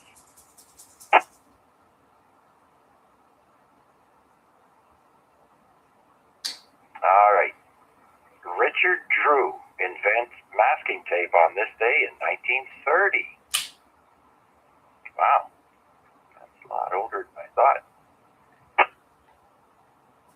Next, the Chrysler Building opens also on this day, 1930. The 1,046-foot or 319-meter Chrysler building in New York City, the tallest man-made structure at the time, opens to the public. 1930. Next, 1933, Walt Disney's short film, Three Little Pigs, is released and wins an Academy Award for Best Animated Film the following year in 1934. In 1936, the RMS Queen Mary leaves Southampton for New York on its maiden voyage. A year later, 1937, the Golden Gate Bridge in San Francisco opens to pedestrians. Next, we've got the Miracle of Dunkirk. In 1940, British and Allied forces begin the evacuation of Dunkirk, called Operation Dynamo. During World War II, the British and Allied forces were pushed back all the way to the ocean, and word got out, and people in their own private boats would come to help ferry soldiers back. All different boats. The Dunkirk Museum was quite a sight to see. Yeah, I bet.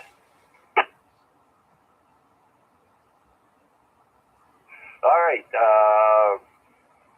So next, in 1957, Toronto's Chum AM station on 1050 kilohertz, or 1050 AM, becomes Canada's first radio station to broadcast only top 40 rock and roll music format. Back in 1957. Rock and roll. I can only imagine. All right, in 1961, the very first blacklight is sold.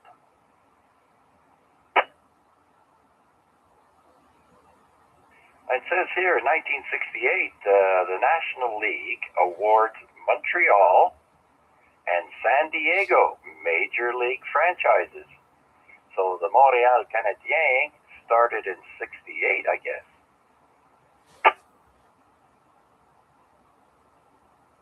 Or 69.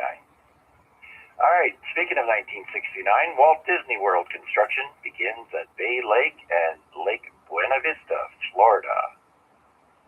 Huge complex. Way bigger than the one in California.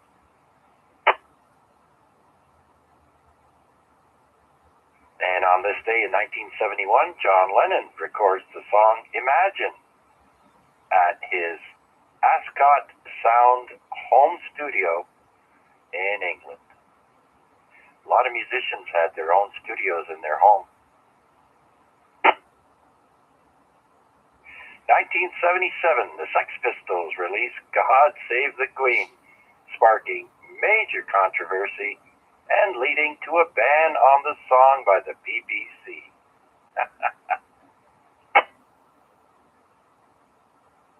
And in 1985, Britain agrees to return Hong Kong to China in the year 1997. 1994, Larry King ends his radio show.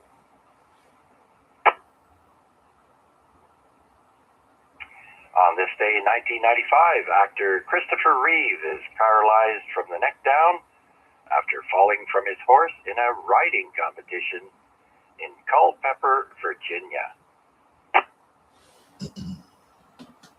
In 1999, International Criminal Tribunal for the former Yugoslavia indicts Slobodan Milosevic and 4 others for war crimes and crimes against humanity committed in Kosovo.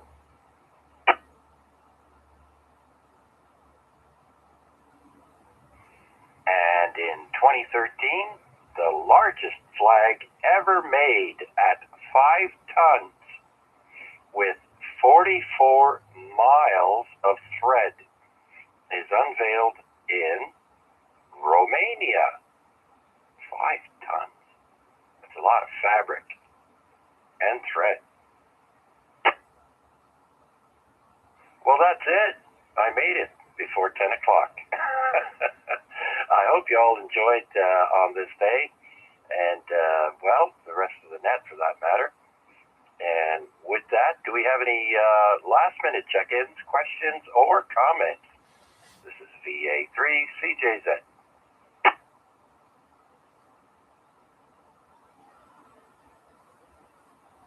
All right, then. So I guess we'll start the 7-3 round.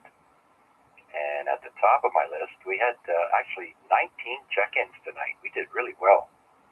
And so we've got Huey. I think he already said it's 7-3, but let's give him a shout anyways. VA3CJZ, Huey, last call.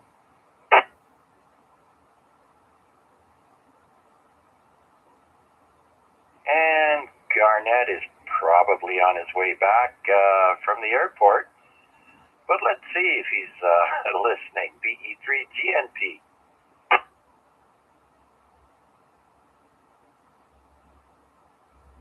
Next, we have Wade, VA3NCA.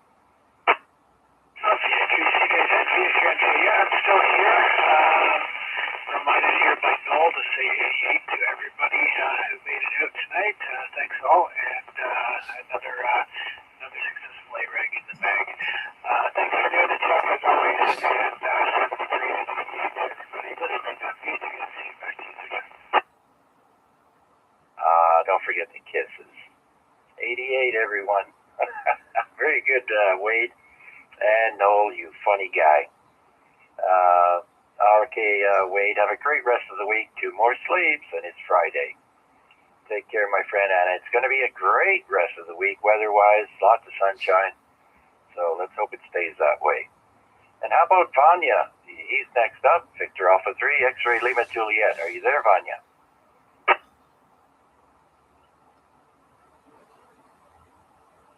He's probably horizontal at the moment. He did say he was tired. All right, let's bring in Bill, VE3 India Uniform Kilowatt. Yeah, good night, Chuck.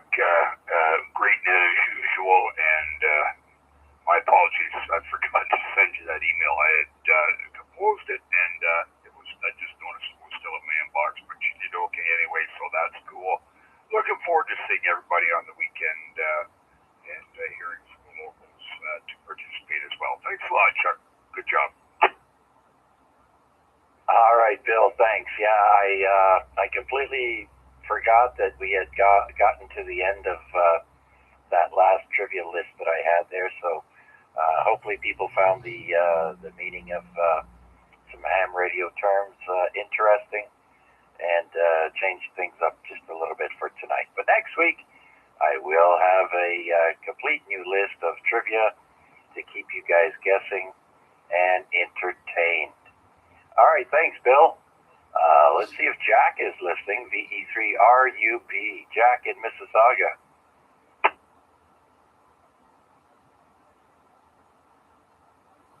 And I'm guessing Derek, VE3 Delta Papa Papa, is also chatting on 146.490 right now. That's their evening chat frequency. So anyways, thank you for your check-ins. And Albert is in there, VA3 Bravo Tango. Thank you, Albert. Noel, VE3KDT. Next, we've got Rick, VE3 Bravo Kilowatt. Yeah, we're still here, and also 73 to everybody on frequency. Good job, Chuck.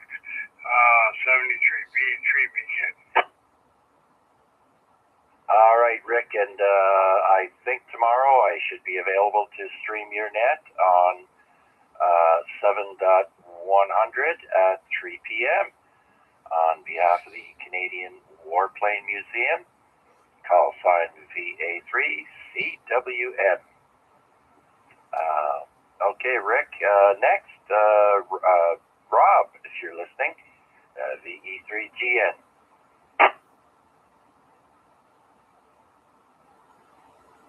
Mark is next, VA3 Mike Hotel Victor. Yeah, still here, Chuck. Thank you for doing it, my friend. Entertaining as always. And I will say 7-3 singular. everyone. Have a good rest of the week. Looking forward to next week, Chuck. VA3MHP, back to you. Oh, there we go, Mark. See, some people learned something tonight out of all of that, and that's right, singular. So you learned something new tonight. Very good, Mark. Take care. Have a great rest of the week, buddy. We'll talk to you again soon, hopefully. Next is Ray, VA3RUA.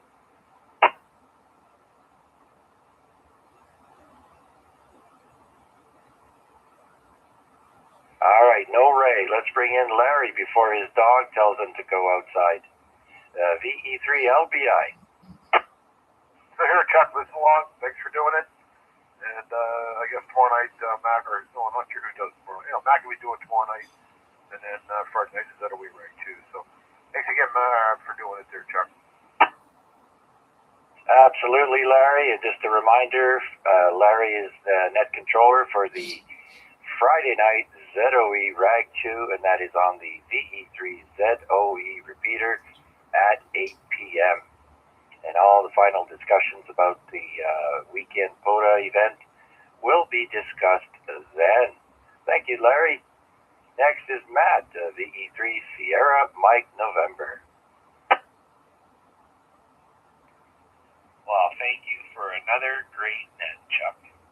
I would like to say 73 to everyone listening on the airwaves and on the stream, and 88 to also to maybe interested.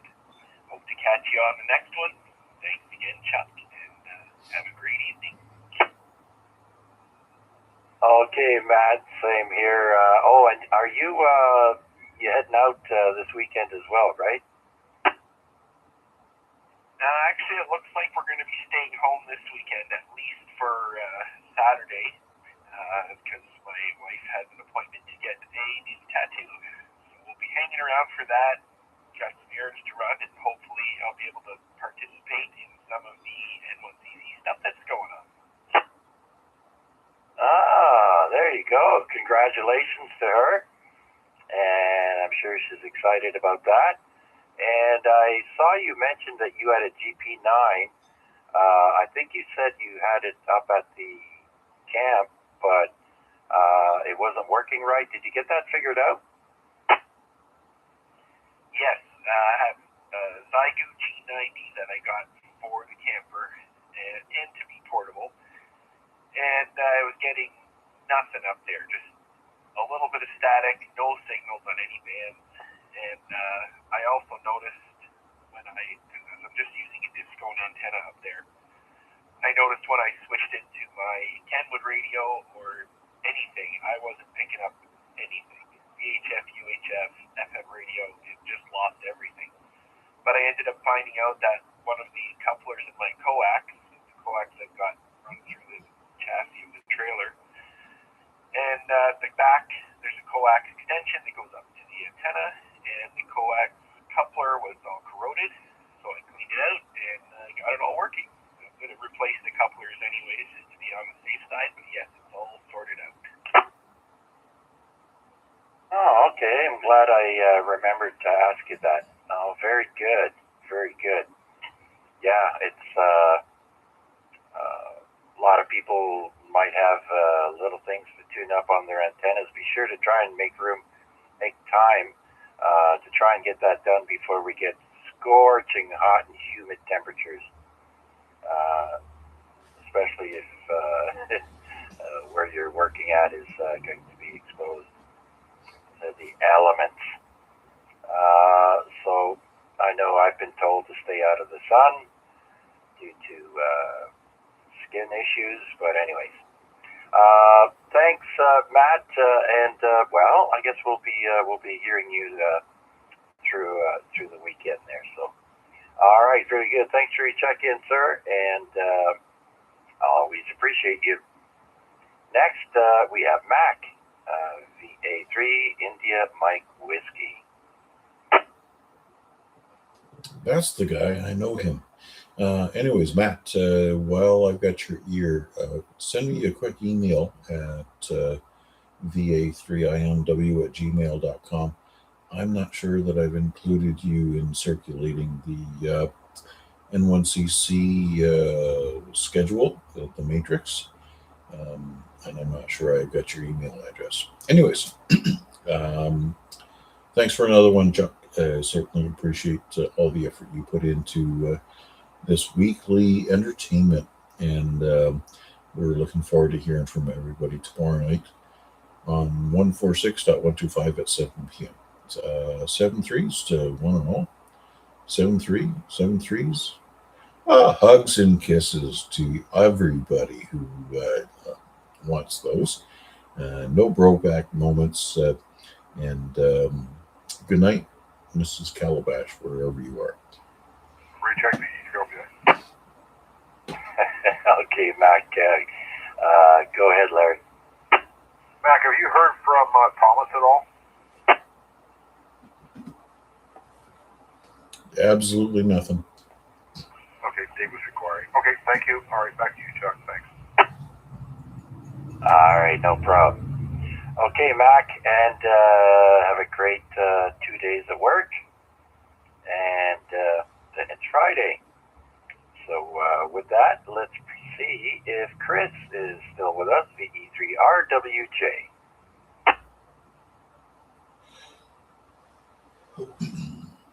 And finally, Steve, the rogue operator from Home Depot, VA3NFG.